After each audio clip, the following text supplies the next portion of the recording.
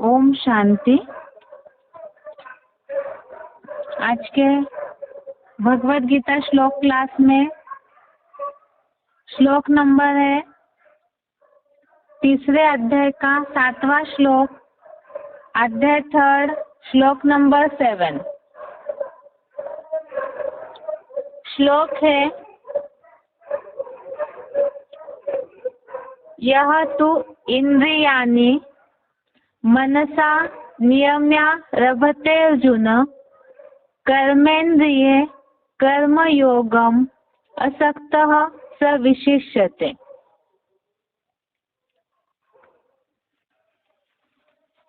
श्लोक दोबारा, यह तु इंद्रियाणि मनसा नियम्य रभते अर्जुन कर्मेन्द्रिये कर्मयोगम असक्तः स विशिष्यते। संधि विच्छेद श्लोक का, यह तु इंद्रियाणि मनसा नियम्य आरभते अर्जुन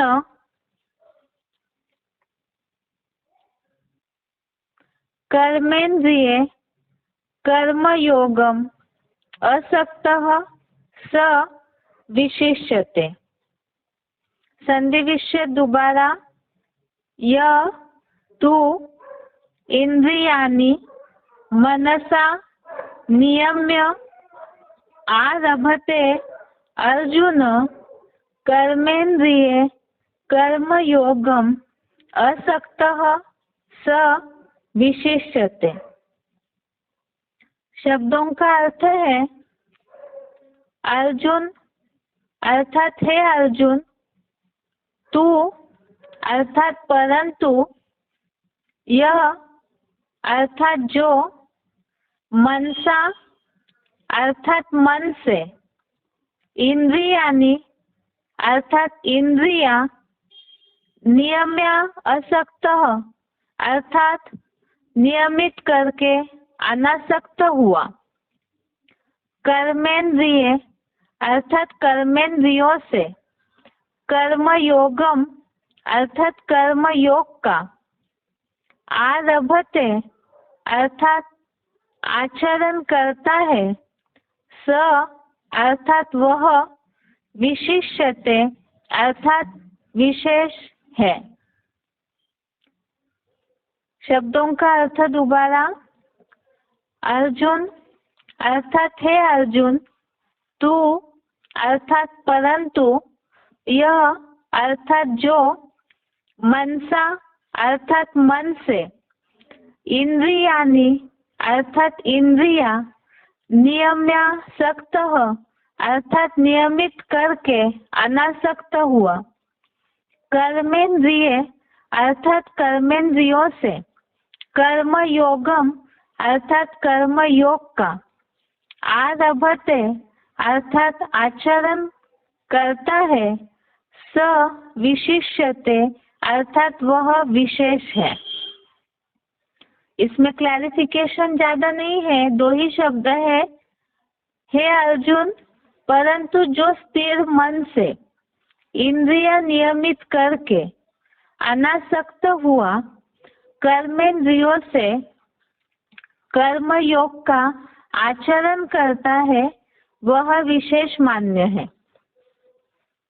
तीसरे अध्याय का जो नाम है वही खास बताया है, कर्मयोग, और इसीलिए ही इस कर्म क्षेत्र के कर्म युद्ध की भूमि में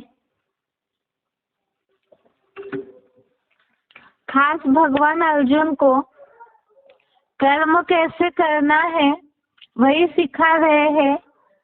अभी तक के श्लोकों में हमने जैसे देखा, अलग अलग प्रकार की बातें बताई हुई है। कोई तो ऐसे है कि कर्मों का आरंभ ही नहीं करते, तो युद्ध किए बिना अर्थात कर्म आरंभ किए बिना ही सिद्धि कैसे प्राप्त होगी। इसीलिए भगवान ने ये बात समझाई अर्जुन को कि कोई भी ऐसा नहीं है जो कर्म किए बिना रह सकता है। बरबसी सभी को कर्म करने पड़ते हैं, क्योंकि शरीर के कनेक्शन में आए प्रकृति के गुणों का असर होने के कारण बरबसी कर्म तो करने ही पड़ते हैं। लेकिन इसमें भी कोई ऐसे हैं जो कर्मेंद्रियों को ही जबरियन रोकते हैं। अब कर्मेंद्रियों को रोका अर्थात कर्मों को रोका, जो प्रकृतिकृत कर्म है उन्हें भी अगर करने से रोकते हैं, लेकिन मन से याद करते हैं, तो जैसे हमें उन बातों के लिए समझा था, वास्तव में इस तरह से देह को जो कष्ट देते हैं, पीड़ा देते हैं, वो आसुरी त्याग है। और भगवत गीता में तो खास इसे मिथ्याचारी या ढोंगी पाखंडी कहा हुआ है। अर्थात तो केवल दिखावा करते हैं कि हमने इंद्रिय से सब कुछ छोड़ दिया है, लेकिन मन से उन बातों को याद करते रहते हैं, जिसे हमने कल हट के एग्जाम्पल के साथ भी समझा था कि जैसे सन्यासी है या हठ योगी है, वो बहुत सारे हठपूर्वक परिक्रियाएं तो करते हैं, लेकिन मन से उन भोगों को याद करते हैं, तो शुरू में भले ही वो जंगल में जाकर के बैठ भी जाए, लेकिन उपजीविका या देह का निर्वाह नहीं चलता है, तो थोड़ी थोड़ी शुरुआत करके उसके बाद फिर उसी में ही पूरी तरह से आसक्त हो जाते हैं। और कलयुग की तामसी अवस्था में तो ऐसी स्थिति तक पहुंचते हैं कि गृहस्थी जो सारा आचरण कर रहे हैं, अपना जीवन चला रहे हैं, उनसे भी ज्यादा भोग के साधन अपनाने लगते हैं। तो इसे ही वास्तव में दिखावा कहा है, संपूर्ण त्यागी नहीं कहा जाएगा। इसीलिए भगवान खास इस बात को समझा रहे अर्जुन को कि मन से ही इंद्रियों को नियमित करना है। अर्थात कर्म भले ही करते रहे, लेकिन मन से इंद्रियों पे कंट्रोल हो, इंद्रिय नियम पूर्वक चले और साथ में ही अनासक्ति भी हो। ऐसी अनासक्ति हो अर्थात उन सब बातों में कोई अटैचमेंट न हो। इससे ही रिलेटेड हमने एक श्लोक दूसरे अध्याय में देखा था, जैसे कछुए का उदाहरण बताया था कि कछुआ जैसे अपने इंद्रियों को समेट लेता है, संकीर्ण करने की शक्ति होती है, तो इसी तरह से यहाँ इंद्रिया जो है वो बहिर्मुखी है। और ये तो हमने देखा कि बरबसी सभी को कर्म तो करने ही पड़ते हैं। दैहिक आवेग जो है, खान पान, श्वास प्रश्वास की परिक्रिया या ऐसे ही मल मूत्र त्याग के जो अनिवार्य कर्म है, इन सब बातों को तो कोई भी नहीं रोक सकता है, क्योंकि इसे अगर जबरियन इन सब इंद्रियों को, इन सारी नैसर्गिक प्रक्रियाओं को रोकते हैं, तो शरीर को कष्ट होगा। और कष्ट होने के कारण जिस तरह से खास कर्मयोग की शिक्षा इसलिए दी जा रही है ताकि जीवन मुक्त अवस्था का अनुभव हो, अर्थात जीवन में रहते हुए भी मुक्ति का, सुख शांति का अनुभव हो। तो इंद्रियों से कर्म करते हुए ही तभी तो सुख या दुख का प्रभाव पड़ता है, और वो सुख दुख का प्रभाव मन के ऊपर ही पड़ता है। इसीलिए ही मूल बात है, मन बीज है और ये शरीर जो है वो पेड़ है। इसीलिए ही मन से पहले इंद्रियों को नियमित करना है, अर्थात ही अनासक्त होकर के कर्म करना है। तो ऐसे कर्मेंद्रियों से जो कर्म योग का आचरण करता है वह विशेष मान्य है। जो बताया कि आंखों से देखते तो है ही, अब बेसिक कोर्स में हमने इन बातों को अच्छे से समझा था। जैसे मन जो है और वही पहले भागता है, और इंद्रिया जो है उन्हें तो भोग लेने की आदत है, तो इसीलिए वो अनकंट्रोल हो जाती है। तो पहले मन अगर नियमित हो, मन से इंद्रियों को नियमित करते हैं, तो ऑटोमेटिकली ही जो इंद्रियों की चंचलता शांत हो जाएगी, और साथ में ही कंट्रोल करना अर्थात ही अनासक्त होना। ऐसे अनासक्त अगर रहते हैं तो कर्मेंद्रियों से कर्मयोग का जो आचरण करता है वह विशेष मान्य है। इसके लिए थोड़ा उदाहरण देखते हैं। जैसे हमने बेसिक कोर्स में भी इन बातों को समझा था। अब आंखें है तो आंखें खुली है तो देखेंगे ही, कान है तो सुनाई तो देता ही है, पाँव से चलेंगे ही क्योंकि शरीर निर्वाह करना है, या तो इंद्रिया है तो उसको काम में तो लगाएंगे ही, नेचुरली जो कर्म करने हैं वो तो करने ही है। लेकिन मन से नियंत्रित करना, नियमित करना अर्थात मुरलियों में, अव्यक्त वाणियों में जो सुबह से शाम तक की दिनचर्या बताई हुई है। जैसे एग्जाम्पल के लिए शरीर के लिए शिव बाबा ने बोला है नींद तो करनी है। हठ योगियों की तरह बिल्कुल ही अगर पूरा ही नींद का त्याग कर देंगे तो कहीं ना कहीं इंद्रिया नियमित नहीं है, इसके कारण उसका असर माइंड पे हो जाता है। अब नींद करना है बोल करके ऐसे भी न हो कि लौकिक दुनिया की तरह 8 घंटा 10 घंटा 12 घंटे सोते ही रहे। तो नींद के लिए मुरलियों में शिव बाबा ने डायरेक्शन दिया हुआ है। अव्यक्त वाणियों में भी बताया है शिव बाबा ने कि जो भोगी होते हैं वो तो 8 घंटे की नींद करते हैं। डॉक्टर्स भी दुनिया में बोलते हैं क्योंकि वो लौकिक दुनिया के हैं। लेकिन मुरलियों में शिव बाबा ने श्रीमत दिया है कि योगियों की नींद आधी होनी चाहिए। तो इसे बोला गया है मन से इंद्रियों को नियमित करना। अर्थात मन जितना स्थिर होता जाएगा तो ऑटोमेटिकली इंद्रियों में उतनी कंट्रोलिंग पावर भी आती रहेगी। और साथ में अनासक्त होना, जैसे खान पान है, रहन सहन है, कपड़े है या देह के जो भी पदार्थ है, तो इन सब चीजों को केवल शरीर चलाना है, इसीलिए ही इन इंद्रियों से कर्म करना है। अर्थात खान पान के लिए भी मुरलियों में जो श्रीमत दिया हुआ है उसी अनुसार अगर हम अपने जीवन को चलाते हैं तो वो मन से इंद्रियों को नियमित करना हो गया। नहीं तो ये गलत फहमी न हो जाए कि हाँ ये तो बोला है कर्मेंद्रियों से कर्म कर सकते हैं, इसका मतलब जो भी इच्छा हो वो खाते रहे, भले श्रीमत हो या न हो। और फिर उसका खान पान अगर गलत लेंगे तो मन की अस्थिरता बढ़ेगी और इंद्रिया भी चंचल होगी। इसीलिए ही मन से इंद्रिया नियमित करना अर्थात मुरलियों में हर बात के लिए श्रीमत दिया है। खान पान के लिए श्रीमत दिया है, अन्न दोष में नहीं आना है। अर्थात जो मुरलियों में डायरेक्शन है, जैसे खाने के लिए तो शिव बाबा ने बोला है कि दाल चावल आलू, या तो कढ़ी के लिए भी बोला है, या शाम के लिए खिचड़ी के लिए बोला हुआ है। और इसके अलावा मुरलियों में ये बात आई है कि अगर और कोई भी चीज खाने पीने की या जीभ ललचायमान होती है, बार बार दौड़ती है, तो इसका मतलब उससे तो शिव बाबा ने बोला है कि वो चोरी है, क्योंकि वो शरीर के लिए कर्मेंद्रिया जो जो भोग मांग रही है उनकी ओर ही दौड़ते हैं।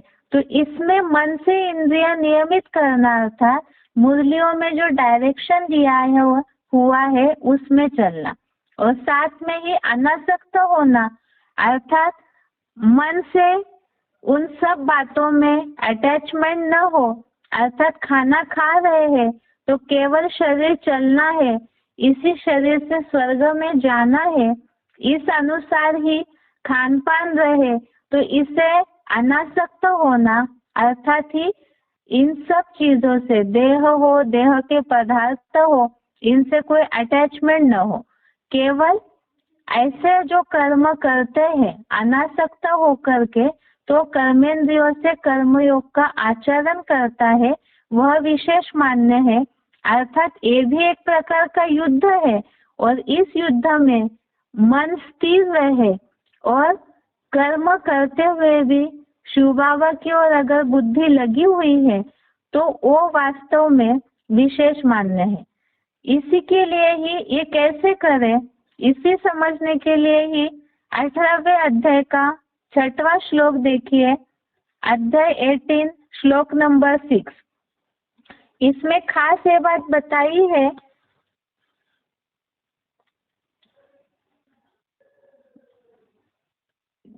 किंतु इन तीनों ही पुरुषोत्तम संगम युगी अलौकिक यज्ञ दान तप युक्त कर्मों को भी तन धन धाम आदि की आसक्ति और कर्म फलों की इच्छा त्याग कर करना चाहिए, ऐसा मेरा निश्चित उत्तम मत है। इसे ही बोला है सर्वस्व त्याग रूप संन्यास। इसमें खास बात बताई है कि कर्मों को भी आसक्ति, तन धन धाम आदि की आसक्ति और फलों की इच्छा को त्याग कर। तो इसमें देह बताया, धन बताया और धाम अर्थात प्रॉपर्टी से रिलेटेड हर चीज में जहाँ कहीं भी देह, देह के संबंध, देह के पदार्थ, जहाँ कहीं भी ऐसी अटैचमेंट है उसे भी त्यागना है और कर्म फल की इच्छा को भी त्यागना है। यही वास्तव में सर्वस्व त्याग रूप संन्यास है। तो यहाँ कल के श्लोक में जो खास बात बताई कि कर्मेंद्रियों से जबरियन कर्मों को रोक लिया, लेकिन मन से याद कर रहे हैं तो उसे आसुरी त्याग बोला है, तामसी त्याग बोला हुआ है। और जो मन से ही आसक्ति छोड़ देते हैं, कर्म करते हुए भी जो कर्म करना है नेचुरल इसलिए करके फल की इच्छा को छोड़ देते हैं, तो ऐसा सर्वस्व त्याग रूप संन्यास जो है ये सही है, यही निश्चित और उत्तम मत है। इसके साथ साथ ही 18वें अध्याय का 9वां श्लोक देखिए, अध्याय 18 श्लोक नंबर 9। इस श्लोक में भी ये बात बताई है, विश्व कल्याणी नवनिर्माण भाव से करने योग्य ही है। ऐसे जो कर्म अपनी देह, किसी व्यक्ति या वस्तुगत आसक्ति और फलेच्छा को त्याग कर नियम पूर्वक किया जाता है, वही सात्विक त्याग माना जाता है। इसमें खास बात बताई जो अभी का श्लोक है तीसरे अध्याय का 7वां, इसी से रिलेटेड एक कनेक्शन वाला श्लोक है। इसमें ये बात बताई है कि देह, किसी व्यक्ति या वस्तुगत आसक्ति और फल की इच्छा को त्याग कर नियम पूर्वक इंद्रियों को मन से नियमित करके अनासक्त हुआ। और यहाँ भी यही बात बताई, आसक्ति और फल की इच्छा को त्याग कर जो नियम पूर्वक किया जाता है वही सात्विक त्याग है। तो कल के श्लोक में हमने जैसे देखा था आसुरी त्याग या जो तामसी त्याग बोला हुआ है, आसुरीपना जिसे कहा है, तो जबरियन जो देह को पीड़ा देकर के जो करते हैं वो वास्तव में तामसीपना है। और जो फल की इच्छा को त्यागते हैं, डिटैच रहते हैं, जैसे सात्विक त्याग, इसे सतयुगी सुखदायी त्याग बोला है। तो आत्मिक स्थिति में रह करके अर्थात ही मन आत्मा में एकाग्र हो और इंद्रियों से केवल कर्म करते हुए करते हैं, तो वही कर्म योग का आचरण करने वाला जो है वो विशेष मान्य है। आगे और भी श्लोक देखते हैं इसमें ही।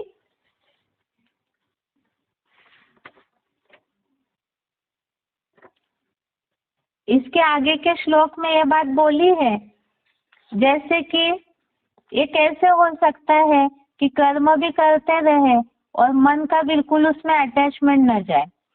ये पॉसिबल है क्या? क्योंकि दुनिया वाले तो यही बात पूछेंगे, सन्यासी लोग भी यही कहेंगे, अगर हम जबरदस्ती नहीं करते हैं तो ये पॉसिबल ही नहीं है, ये संभव ही नहीं है कि इस तरह से मन बिल्कुल कंट्रोल में आ जाए अगर हम जबरियन नहीं करेंगे तो।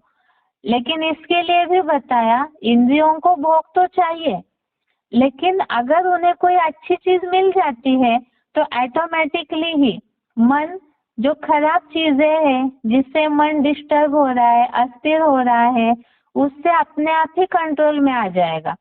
इसके लिए हमने दूसरे अध्याय का 59 नंबर श्लोक पढ़ा है, अध्याय 2 श्लोक नंबर 59। इसमें एक खास बात बताई है कि मन इस तरह से स्थिर कैसे हो सकता है इंद्रियों से कर्म करते हुए भी। जब उसे कोई अच्छी चीज मिल जाएगी तो ऑटोमेटिकली ही मन से इंद्रिया भी नियमित हो जाएगी, मन भी नहीं भागेगा और इंद्रिया भी कंट्रोल में आकर के अनासक्ता अर्थात डिटैच हो जाएगी। वो कैसे, इसके लिए ही दूसरे अध्याय के 59 नंबर श्लोक में बताया है। विषय भोग त्यागी देहधारी पुरुष के भोग विशेषता हटते हैं, किंतु रस लेने की पूर्व अनुभूतियों वाली मानसिक आसक्ति नहीं हटती। इस राजयोगी की आसक्ति भी परमार्थ को देख करके पूरी हट जाती है। अर्थात जहाँ परमार्थ हो, जिसके लिए बोला है परम दृष्ट्वा निवर्तते, परमार्थ में जहाँ बुद्धि लग जाती है, अर्थात जब योग परमात्मा से जुड़ जाता है तो वहाँ पर जो मन की अखूट शांति मिल जाती है, तो ऑटोमेटिकली ही जो इंद्रिय भोगों की इच्छाएं हैं उससे मन डिटैच हो जाता है, अर्थात ऑटोमेटिकली ही अनासक्त हो जाता है। ये भी कैसे संभव हो सकता है, इसके लिए भी कोई उदाहरण होना चाहिए। तो भगवत गीता में ही इसके लिए उदाहरण भी दिया हुआ है कि जबरियन इस तरह की कोई देह को पीड़ा देने वाली प्रक्रिया करने की आवश्यकता नहीं है। भगवत गीता में योगी की सही परिभाषा बताई हुई है, जो कर्म योग का आचरण करते हुए भी मन से किस तरह से अनासक्त रहता है। इसके लिए ही 5वें अध्याय का 8वां और 9वां श्लोक है। अध्याय 5 श्लोक नंबर 8 श्लोक नंबर 9, इसमें ये बात खास बताई हुई है कि ऐसे भी योगी होते हैं। ये तो खास सिरोपाठधारी के लिए है, ये हम ज्ञान के आधार से जानते हैं ये श्लोक, लेकिन दुनिया को समझाने के लिए इन सब बातों को क्लियर करना होगा कि भगवत गीता में ही असली कर्म योगी की निशानी बताई हुई है कि शिव बाबा की याद मग्न 2300 तत्वों का जानकार प्रकृतिकृत कर्म और ज्ञान इंद्रियों के स्वाभाविक भोगों में लगी हुई है, ऐसा निश्चय धारण करते हुए देखते, सुनते, छूते, सूंघते, खाते, जाते, सोते, श्वास लेते, बोलते, मल मूत्र त्यागते, कुछ लेते हुए आँख खोलते और बंद करते भी कुछ भी नहीं करता, ऐसे मानता है, ऐसा आत्म ज्योति में स्थिर योगी करता है। अर्थात ये ऐसा योगी है जो देखने में तो वो सारे ही मनुष्य जिस तरह से कर्म करते हैं सर्वसाधारण जीवन में, वैसे करते हुए ही दिखने में आएगा, लेकिन वो मन से पूरी तरह से इन सब बातों से डिटैच रहता है, अनासक्त रहता है। जो आत्म ज्योति में स्थिर योगी है, वो इन सब इंद्रियों से सब कुछ करते हुए भी जैसे नहीं करता है, क्योंकि मन से उन्होंने इंद्रियों को नियमित किया हुआ है। इसीलिए ही इंद्रिय अपना साधारण रीति से स्वाभाविक भोगों में लगी हुई है, जो कर्म नियत किए हुए हैं वो करने ही है। इस तरह से करते हुए भी वो अनासक्त रहता है, तो वही योगी जो है अकर्ता है। अर्थात यहाँ खास ये कर्मों की बातें हम क्यों सीख रहे हैं सारी, क्योंकि कर्मों के आधार से ही विकर्म बनते हैं, सत्कर्म भी बनते हैं और अकर्म भी बन जाते हैं। तो यहाँ कलयुग में विकर्म इसलिए बनते हैं क्योंकि हर कर्म अटैच होके किया जाता है, और अटैच होकर के जब करते हैं, अर्थात उन कर्मों में ही बुद्धि इतनी ज्यादा फंस जाती है, उसके कारण 5 विकार निर्माण होने लगते हैं और फिर उसी से पाप बनने लगता है। अब ये पाप न बने, इसीलिए ही खास बात तो है। अब बात आती है फिर अच्छे कर्म करने की, लेकिन यहाँ तो शिव बाबा खास देवताई स्टेज तक पहुंचाना चाहते हैं, इसीलिए ही बताया कि फल की इच्छा भी अगर रखते हैं, जैसे कोई बहुत दान पुण्य करते हैं, फलों की इच्छा रखते हैं उसके पीछे कि दान पुण्य करेंगे तो हमारे ये फायदा होगा, वो फायदा होगा, लेकिन यहाँ भगवान तो खास इन सब चीजों से परे ले जाना चाहते हैं, इसीलिए बताया अनासक्त होना, अर्थात फल की इच्छा भी न हो और कर्मों के प्रति कोई आसक्ति भी न हो। इसी के लिए खास बताया कि और भी ऐसे उदाहरण दिया है 5वें अध्याय के 13वें श्लोक में, अध्याय 5 श्लोक नंबर 13। इसमें बताया है इंद्रियों का वश करता आत्मा भ्रू मध्य स्टार में स्थित हो, मन से सब कर्मों को संपूर्ण त्याग कर 9 द्वार वाले नगर रूपी शरीर में मानो कुछ न करता हुआ और न मन सहित ज्ञान या कर्मेंद्रियों द्वारा करता हुआ सुख पूर्वक ही रहता है।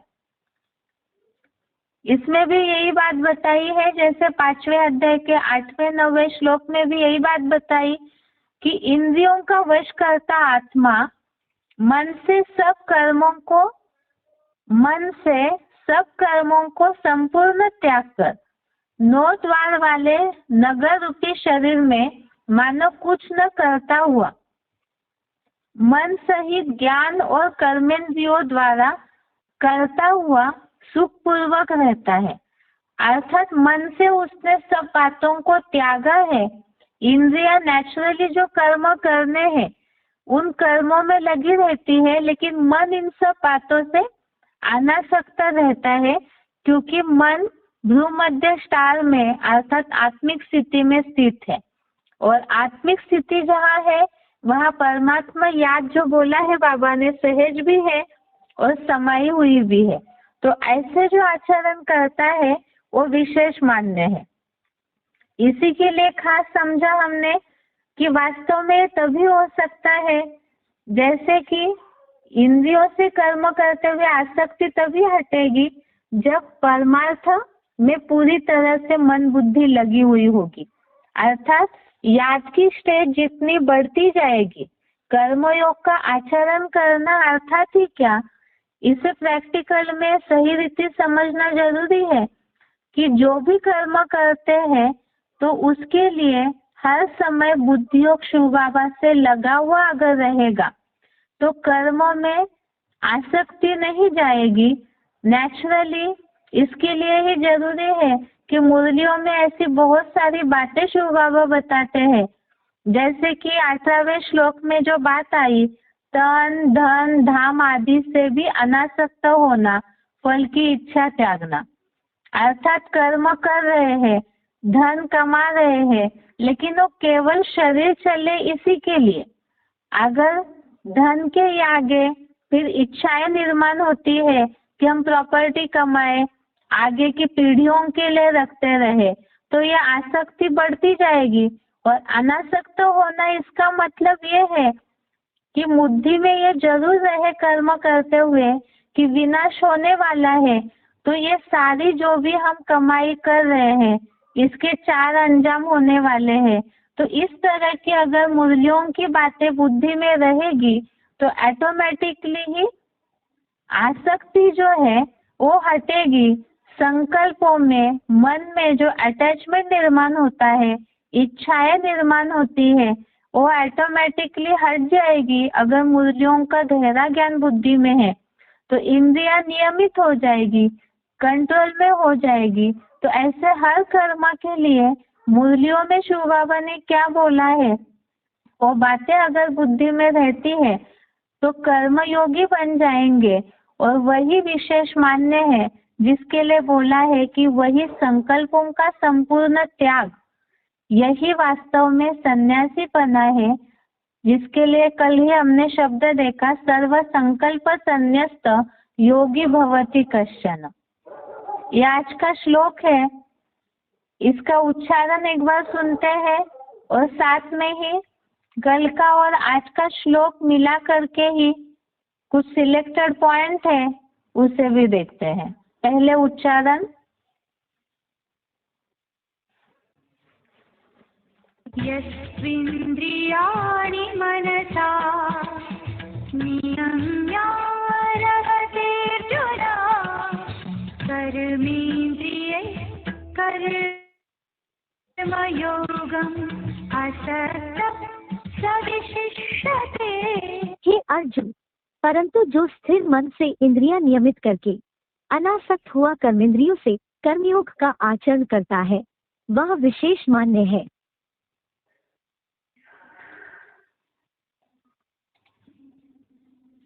यस्त्विन्द्रियाणि मनसा नियम्यारभतेऽर्जुन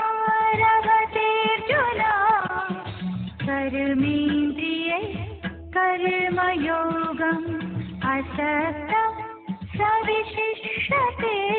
हे अर्जुन, परंतु जो स्थिर मन से इंद्रियां नियमित करके अनासक्त हुआ कर्मेंद्रियों से कर्मयोग का आचरण करता है, वह विशेष मान्य है। आगे कल जैसे हमने हठयोगी उनकी बात देखी है, तो वास्तव में असली सन्यासीपना क्या है उसे देखने के लिए ही VCD number 1482 VCD number 1482 time है 26 मिनट के बाद। बताता हूँ बच्चे, सन्यास दो प्रकार का है। एक हठ योग है जिसे कर्म सन्यास कहा जाता है। वो हठ पूर्वक इंद्रियों का दमन करते हैं। ऐसे हठ योगी राजयोग सिखला नहीं सकते।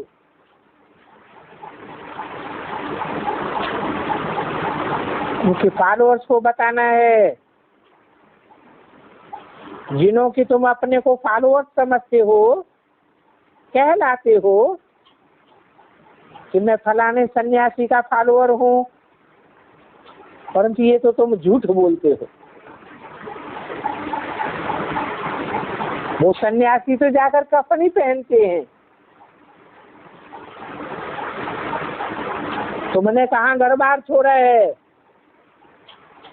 तुमने कहाँ कफनी पहनी है। ये ब्रह्मा बाबा भी आगे बहुतों का फॉलोअर था, परंतु इन्होंने भी किसी को कुछ फॉलो नहीं किया। कहाँ वो सन्यासी, कहाँ हम गृहस्थी। तो फिर ये फॉलोअर कहलाना मूर्खता हो गई, क्योंकि फॉलोअर को तो पूरा फॉलोअर करना पड़े, घर बार छोड़ना पड़े, सन्यासी बनना पड़े। तो जो भी फॉलोअर बनते हैं वो भी झूठे, क्योंकि सन्यास तो धारण करते ही नहीं। सन्यास का अर्थ ही है सम्मन संपूर्ण, न्यास माने त्याग। और वो लोग भी समझते नहीं है कि तुम फॉलोअर कहलाते हो तो सन्यासी बनना पड़े। बाप समझाते हैं ये राजयोग है, इसमें घर बार का त्याग नहीं करना है, सिर्फ पुरानी दुनिया का बुद्धि से त्याग करना है। क्योंकि पुरानी चीजें दुखदायी होती है ना, नहीं तो सतोप्रधान होती है। सात्विक गुण का त्याग थोड़ा ही करना होता है। जैसे बाप नया घर बनाता है तो फिर बुद्धि नई घर में लग जाती है, पुरानी दुनिया से ममत्व मिट जाता है। बाकी घर बार का संन्यास नहीं करना है।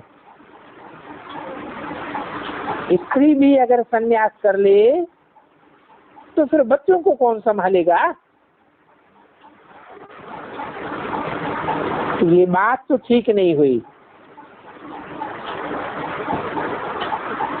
ये तत्व योगी, हठ योगी, ब्रह्म योगी बहुत हैं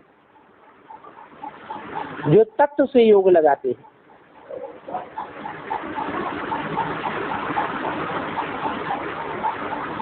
तत्व जड़ा होता है या चैतन्य होता है?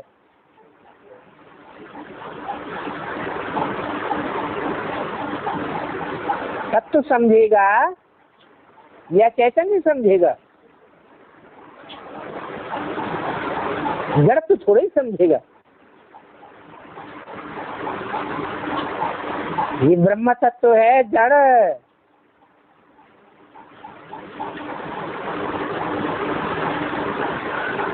ब्रह्म से बनता है ब्रह्मा। जिस तन में मैं आता हूँ नाम रखता हूँ ब्रह्मा। ये भी जड़त्वमयी तत्व है। और ये तत्व तो हमारे तुम्हारी आत्माओं के रहने का स्थान है। उनसे बोलो कि तुम कोई ब्रह्मा कुमार कुमारियां नहीं हो। हम तो ब्रह्मा कुमार कुमारियां हैं।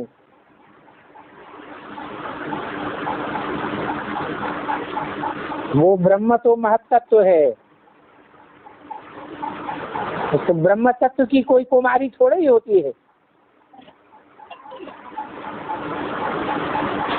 ब्रह्मा कुमारी वो जो 21 कुल का उद्धार करे। पियर घर और ससुर घर का उद्धार करे। इसलिए भारत में कुमारियों का बहुत मान है।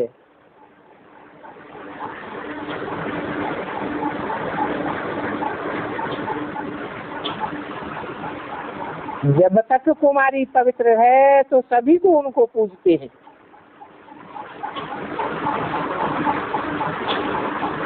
सभी को पूजना पड़े।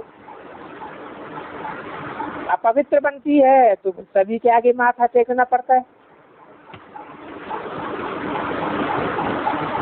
तो देखो उन हठ योगियों का हो गया निवृत्ति मार्ग, हठ योग। उनको गृहस्थ व्यवहार से नफरत आती है और अपन को इस पुरानी खींची दुनिया नरक से नफरत आ जाती है। तो उनके सन्यास में और हमारे सन्यास में बहुत अंतर है। उनको तो नई दुनिया का पता ही नहीं है। उनको तो सिर्फ घर बार से नफरत होती है। तुमको तो पता है ये दुनिया ही पुरानी है, नरक है, तो नफरत आती है। और नफरत भी तब आती है जब तुमने तीसरे नेत्र से स्वर्ग को देखा है। पहले तुमको भी क्या इस दुनिया से नफरत आती थी? नहीं। बाप कहते हैं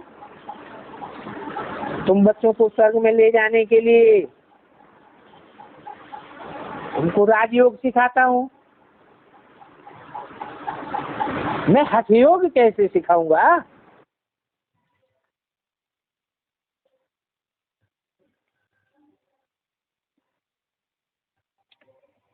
अभी जैसे हमने सुना पॉइंट में कि नई दुनिया को देख करके ऑटोमेटिकली पुरानी दुनिया से नफरत आ जाती है, तो इसके लिए अलग से कोई हठपूर्वक प्रक्रिया करने की आवश्यकता नहीं।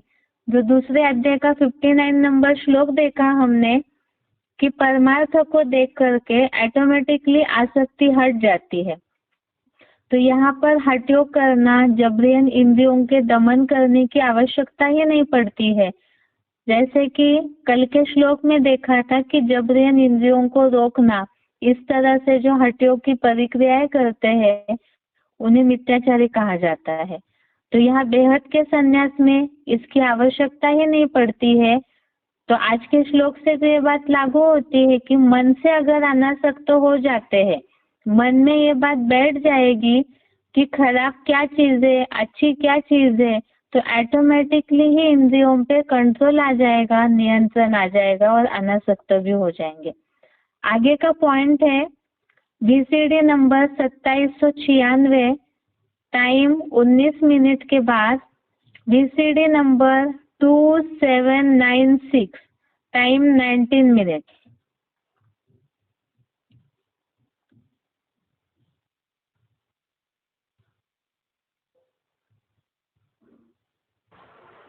तो फिर उनको समझाने वाला भी चाहिए, है? तो बाप क्या कहते हैं, है? क्या समझाना चाहते हैं? क्योंकि बेहद का बाप है ना, है? और बेहद का बाप को बातें कैसी बताएंगे? हद की बातें बताते हैं, हद की बातों का मिसाल भले देते हैं, है? जैसे मिसाल दिया ना, अब वो एक अहमदाबादी साधु है, न खाता है, न पीता है, न हगता है, अरे न सोता है, अरे तो ये हद की बात हुई, ये बेहद की बात हुई? ये तो हद की बात हुई। ये क्यों करते हैं हद की बातें? हद की दुनिया में ले जाना है क्या? नहीं, क्योंकि ये बात क्यों बताई? ये हद की दुनिया के साधु सन्यासी का मिसाल क्यों दिया है? कि जब तुम पक्का आत्मा बन जाएंगे, देह की, अपनी देह की और देह से कनेक्टेड देहधारियों की बिल्कुल याद नहीं आएगी, तो फिर तुम्हारी भूख, प्यास और नींद सब खलास। आत्मा सदा जागती ज्योति है या सोने वाली है? जागती ज्योति है। तो फिर तुम सोते रहेंगे क्या कुंभकर्ण की तरह? नहीं, बिल्कुल नहीं। तो वेद का बाप वेद की बातें समझाते हैं, हद की दुनिया का मिसाल दे करके। और फिर देखो ये बेहद का संन्यास है। तो बेहद का संन्यास माना बेहद का त्याग। उन सन्यासियों के त्याग की तो हद होती है। क्या करते हैं? घर बार त्याग देते हैं, बीवी बाल बच्चों को त्याग देते हैं, खाना बनाना करना त्याग देते हैं। और तुम्हारा त्याग तो क्या है? तुम्हारा त्याग कोई बीवी बाल बच्चों को छोड़ने की बात नहीं है, लेकिन मन बुद्धि से याद ना आए। क्या क्या मतलब? ऐसा हो सकता है? हाँ, ऐसा हो सकता है। बड़े अनुभवी बच्चे हैं, फट से सर हिलाई दिया, हाँ ऐसा हो सकता है? 2-4 दिन तो अनुभव किया होगा, है? नहीं, अरे नहीं किए। तो बेहद का त्याग, बाबा बेहद का त्याग क्या चीज है? अरे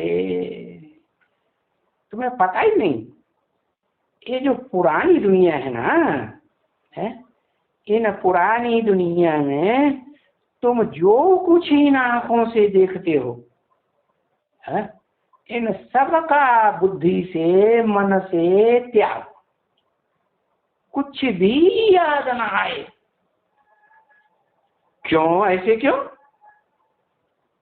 अरे मैं तुमको नई दुनिया दिखाता हूं ना। तो जब नई दुनिया देखनी है और नई दुनिया में जाना है, तो फिर पुरानी दुनिया को याद करते रहेंगे? हाँ, तो नई दुनिया तुमको दिखलाई रहा हूं। तो फिर जो नई दुनिया तुमको दिखलाई इतनी सुखदाई है, कितनी सुखदाई। इस दुनिया के सुख तो क्षणभंगुर सुख है इंद्रियों के, और वहां के सुख, अभी रसगुल्ला खाया, थोड़ी देर चटाका मारा, आहा बड़ा मीठा, फिर सारा दिन वो सारा दिन वो क्या नाम रसगुल्ला खुशबू देता रहेगा, है स्वाद देता रहेगा? नहीं देगा। तो कोई भी इंद्रिय का जो भोग है वो अल्पकाल का है आज की दुनिया। और वहां क्या होगा? वहां तो तुम सदा काल सुख में रहेंगे। तो ये विनाशी सुख त्यागना चाहिए ना। विनाशी इंद्रियां, विनाशी शरीर, इसका सुख त्याग देना चाहिए। क्योंकि तुम्हें नई चीज दिलाता हूं ना, नई दुनिया की। हाँ, तो बच्चे आप जानते हो है, विनाश को तो जानते हो ना, है? ये पुरानी दुनिया सब क्या सब खलास होने वाली है। तुम नहीं भी त्यागेंगे बुद्धि से तो भी खलास हो जाएगी कि रह जाएगी? हाँ, तो भी खलास। फिर तुम्हारा घाटा क्या होगा? है? क्या घाटा होगा? कि जो नई दुनिया है उसमें तुम जा ही नहीं सकेंगे।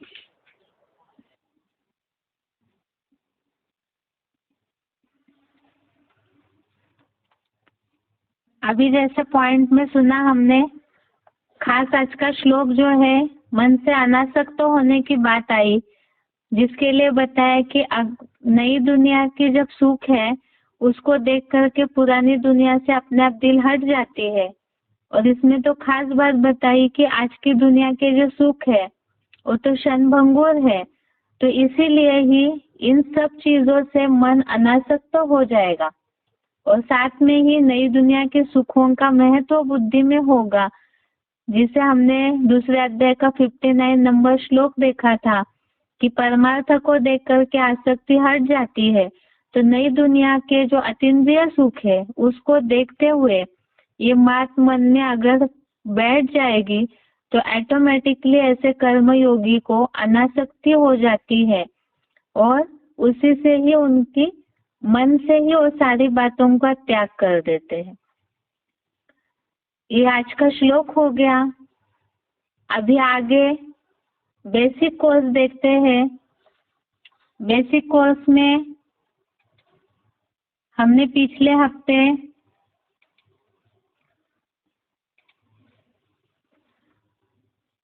जो बात समझी थी, जिज्ञासुओं को ये क्लियर करना जरूरी है कि वास्तव में इसी दुनिया में असुर होते हैं। मनुष्य ही जब भगवत गीता में जिस तरह से लक्षण बताए हुए हैं असुरों के, वास्तव में जानवर योनियों की जो बात आई है, तो इसे हमने श्लोकों के आधार से भी समझा। जानवरीय जैसे कर्म करना और आसुरीय जैसे कर्म करना ये एक ही बात है। जैसे राक्षसी गुण या आसुरी गुण जिनमें होते हैं तो उन्हें जो आवेग आता है वो कंट्रोल में नहीं रहता है, जिसे बोला है बेसमझी और अनेक विचारों में भटके हुए। तो ऐसे अनेक विचारों में भटके हुए बेसमझी पूर्वक कर्म करने वाले जानवर भी वही करते हैं। और मनुष्य जब नीचे गिरते हैं तो आसुरी लक्षण आने के कारण इसी धरती पर ही, इसी सृष्टि पर ही आसुरों का भी लोक हो जाता है। इन सारी बातों से हमने इस बात को देखा कि सत्व गुण वाले ऊपर जाना, सत्य योनि को पाना, अर्थात ही मनुष्य से देवता बनना, देवताई लक्षणों में और सत्य योनियों की जो बातें हमने समझी थी उस आधार से स्वर्ग इसी सृष्टि पर है।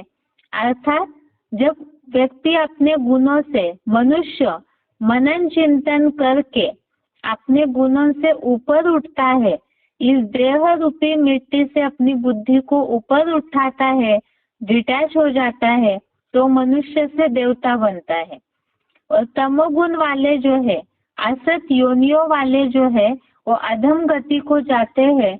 अर्थात ऐसे आसुरी लक्षणों के कारण बुद्धि देह भान की मिट्टी में इतनी दब जाती है, तो वही आसुरी पना है।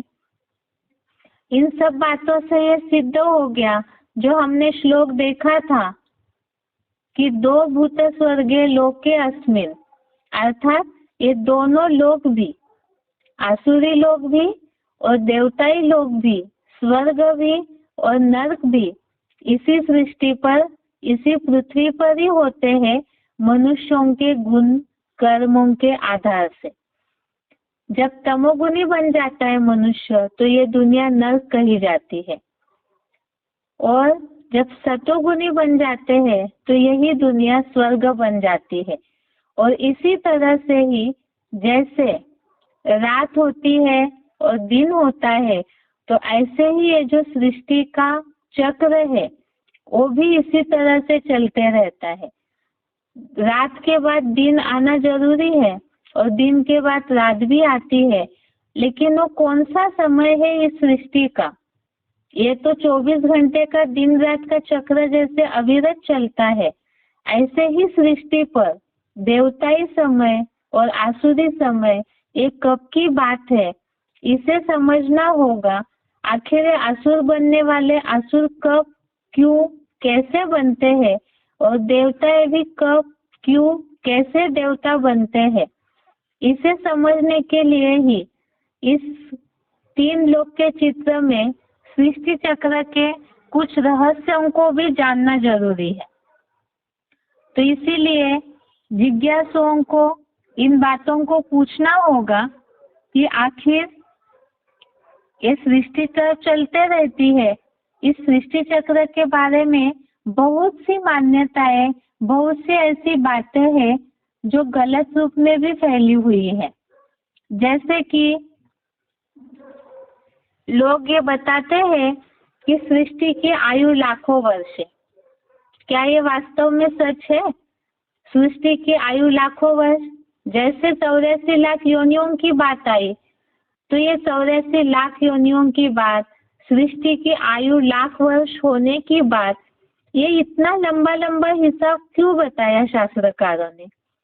जैसे 84 लाख योनियों की बातें इसलिए बताई ताकि कोई हिसाब ही न पूछ सके। मनुष्यों के जन्मों का, प्राणियों के आत्माओं के जन्मों का हिसाब की थ्योरी ही न बता सके, इसलिए लाख योनियों की बात बता दी ताकि कोई गिनती ही न कर सके, न पूछ सके, न उसके रिसर्च में जाए। इसी तरह से सृष्टि की आयु भी इसी तरह से ही बता दी। दूसरी बात है कि सही हिसाब न कर पाने के कारण ही उन्होंने इस आयु को इतना लंबा चौड़ा बता दिया। वास्तव में काल चक्र, सृष्टि चक्र, या तो जैसे हमने देखा ये सृष्टि एक नाट्य मंच है, और इस नाट्य मंच पर जो भी यहाँ पार्टधारी है, जितनी भी मनुष्यों की जनसंख्या है, हर एक अपना अपना पार्ट बजा रहे हैं। तो इस पार्ट में हर एक पात्र का और इस नाटक का क्या राज है, इसकी आयु क्या है, इसकी लंबाई क्या है, कितने समय की आखिर ये सृष्टि है, इसे हमें देखना होगा। लोगों के मन में ऐसी बहुत सी बातें हैं, जैसे 4 युगों की बातें हैं। 4 युग है ये तो शास्त्रों में लिखा हुआ है, लेकिन उससे रिलेटेड बहुत सारी गलत गलत मान्यताएं हैं। जैसे कि गीता के श्लोक में जो योनियों की बात आई, तो इसके आधार से ये सिद्ध हो गया कि मनुष्य आत्मा कोई पशु योनि, पंछियों की योनियों में जन्म नहीं लेती है। इसे हमने श्लोकों के आधार से देखा। जैसे सत असत योनियों की बात को देखा, मूढ़ा जन्मनी जन्मनी, अर्थात किस कारण आसुर योनियों में जाते हैं, और जो देवताई लक्षण देखे, उस आधार से हमने ये क्लियर किया जिज्ञासुओं को कि वास्तव में किस तरह से ये जन्मों का राज खुल जाता है। तो भगवत गीता में इन बातों को क्लियर किया हुआ है कि मनुष्य आत्मा वास्तव में दूसरी योनियों में जन्म नहीं लेती है। तो 84 लाख योनियों की जो बात है वो भी गलत सिद्ध हो गई, क्योंकि पाप या पुण्य जो भी है मनुष्य शरीर से ही भोगने चाहिए। मनुष्य शरीर ही कर्म करता है, और उसी के द्वारा जो अलग अलग हमने सिद्धताएं देखे, बहुत सारे प्रूफ देखे, जिससे ये बात हमने क्लियर की जिज्ञासुओं को कि वास्तव में 84 लाख योनियों की बात नहीं है। पापों का दंड भोगने के लिए मनुष्य जन्म ही लेकर के पाप या पुण्य दोनों भी भोगता है। दूसरी बात है कि 84 लाख योनियों में जन्मों की मान्यता के कारण ही मनुष्य आत्मा के लाखों जन्म बताए गए, क्योंकि 84 लाख योनियां लेंगे जन्म, तो उसी आधार से मनुष्य जो है वो लाख जन्मों में आता है। मतलब यह बात है कि जितने मनुष्यों के जन्म होने हैं उस हिसाब से सृष्टि की आयु भी लंबी होनी चाहिए। ऐसे कैलकुलेशन लगा करके लोगों ने इस तरह से सृष्टि की आयु को लाखों वर्ष बता दिया। वास्तव में क्या ये बात सत्य हो सकती है? 84 लाख योनियों की बात जो है, जब वही सत्य नहीं है तो सृष्टि की आयु लाखों वर्ष कैसे हो सकती है? ये भी थोड़ा सोचने की बात है। ये जिज्ञासुओं को पूछना चाहिए कि अभी कलयुग में ही सृष्टि का ये हाल है कि मनुष्य के प्रति ऐसी हालत में जी रहे हैं, तो फिर अगर ये लाखों वर्ष की सृष्टि हो जाए तो क्या हाल होगा। उसके साथ साथ ही जैसे कि ये जो सृष्टि में और एक बात बताई जाती है कि सृष्टि की जो आयु लाखों वर्ष की मान्यताओं की बताई हुई है वो कहाँ तक यथार्थ है। इसे समझने के लिए ही वास्तव में इस सृष्टि चक्र को समझना जरूरी है। सृष्टि चक्र में ऐसी बात बताई जाती है, शास्त्रकार इस बात को बताते हैं कि एक युग की आयु को दूसरे युग से गुना कर दिया, जिसे ही दिव्य वर्ष बोलते हैं।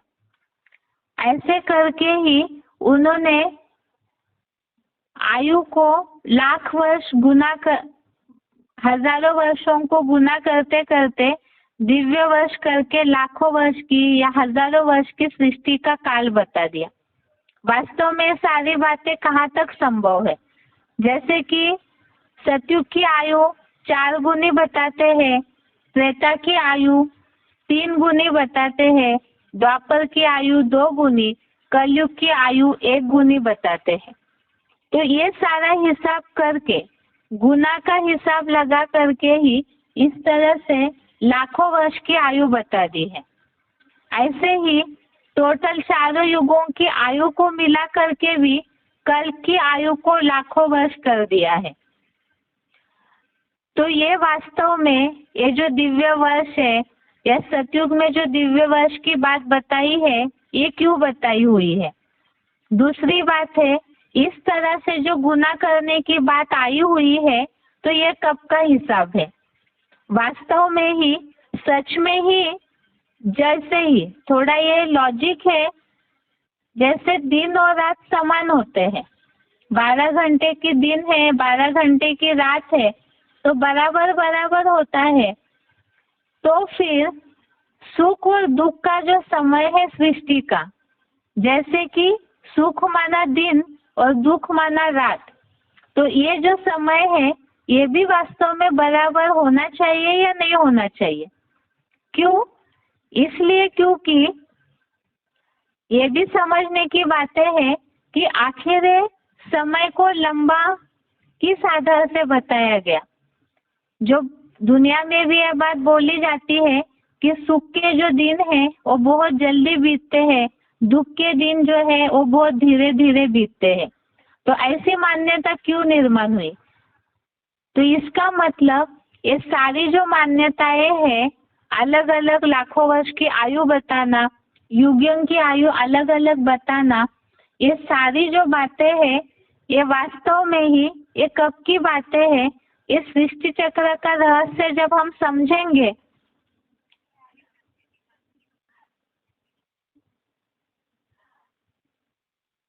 जब हम इन सब बातों को समझेंगे तभी ये सारी बातें क्लियर होगी।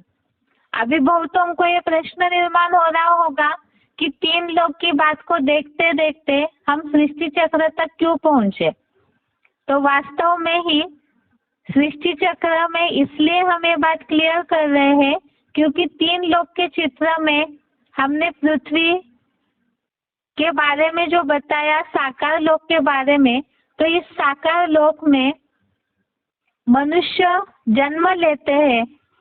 ये मनुष्य पात्रधारी है और जिस तरह से 84 लाख योनियों की बात भी इस सृष्टि में ही निर्माण होती है, तो सृष्टि में निर्माण होती है। 84 लाख की मान्यता को तो गलत सिद्ध किया। ये 84 लाख की मान्यता का कनेक्शन ही मनुष्यों के जन्मों से है। मनुष्यों का जन्मों का कनेक्शन देवता या आसुरी लक्षणों से है और देवता या आसुरी लक्षणों का कनेक्शन जो है वो वास्तव में सृष्टि चक्र जो अविरत घूमते रहता है सुख के दुख के समय से, उससे है। इसीलिए ही यहाँ सृष्टि चक्र की इस बात को देखना जरूरी है, तभी हम 3 लोकों की बातों को, आत्माओं के बातों को क्लियर कर सकते हैं। इसीलिए ही सृष्टि चक्र के चित्र को सार में इस 3 लोक के चित्र में समझेंगे। आज के लिए यहाँ तक ही। ओम शांति।